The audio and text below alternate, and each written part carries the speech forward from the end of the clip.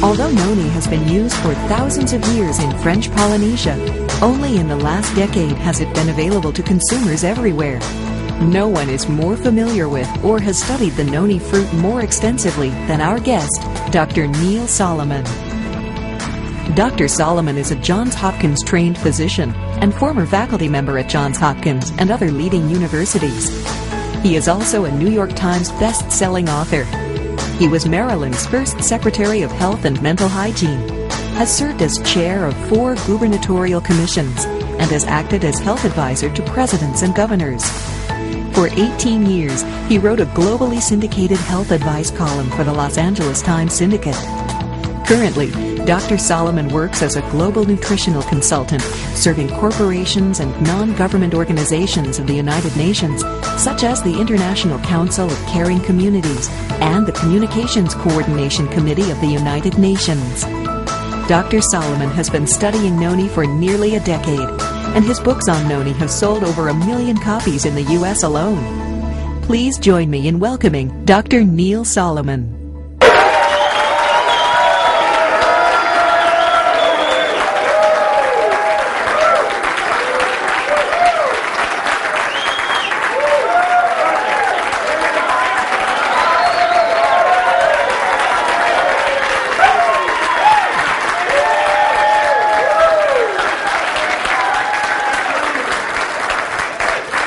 Thank you very, very much. It is a pleasure to be here. You are a beautiful group. You are truly a beautiful group. And together, we're going to learn about information that's going to make a lot of people beautiful, healthy and beautiful. I'm going to start this lecture with 21 reasons why you should drink noni every day. It could be 221 reasons, but I had to pick 21 that I thought at this time might make some sense because they're the reasons that people tell me that they drink noni. Well, in the 21 reasons to drink noni every day, they're to try to prevent, or if you have the following diseases, help decrease your symptoms. Cancer, heart disease, stroke, diabetes, the 4 biggies of what the people who talked to me said and the data I had. And one thing I found was consistent. Stress was the culprit. Stress knocked down all the conditions that help protect those people. Some people got back up, bounced back up, and did okay. Others didn't. But it seemed that the Tahitian noni juice in some way helped the majority of the people. What is noni? Well, you all know what noni is. You can see it there on the screen, up on the left-hand corner.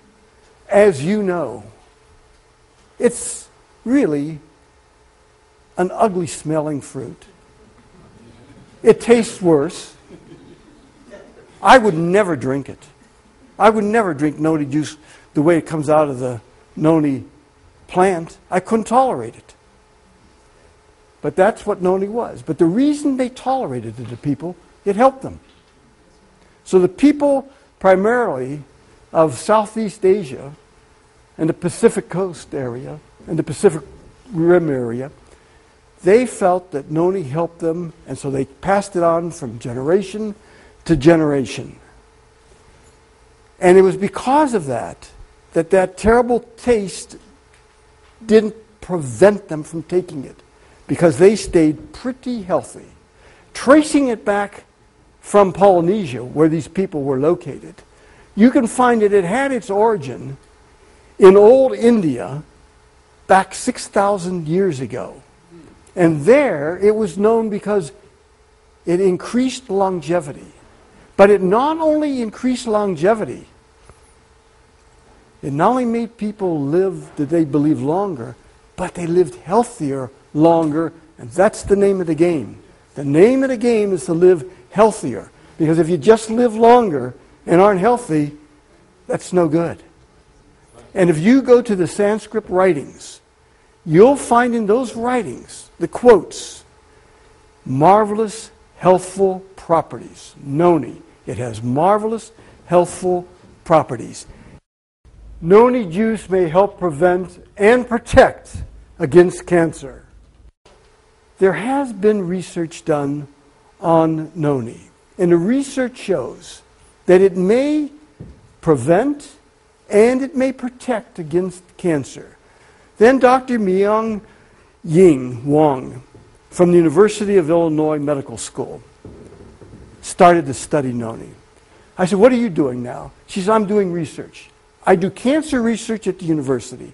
I said, "How do you do your research?" She said, "Well, what I do is I have animals and I give them cancer, and then I give them different drugs to see which ones will decrease the cancer and which ones will allow the animals to live longer." I said, "I got a great idea. Throw some noni in. Just throw some noni in." Oh, she said, "I can't do that." I said, "Why not? Do you use controls?" She said, "Sure." I said, "Use it as a control. Use it as a control. Another form of a placebo. See what happens." She did it.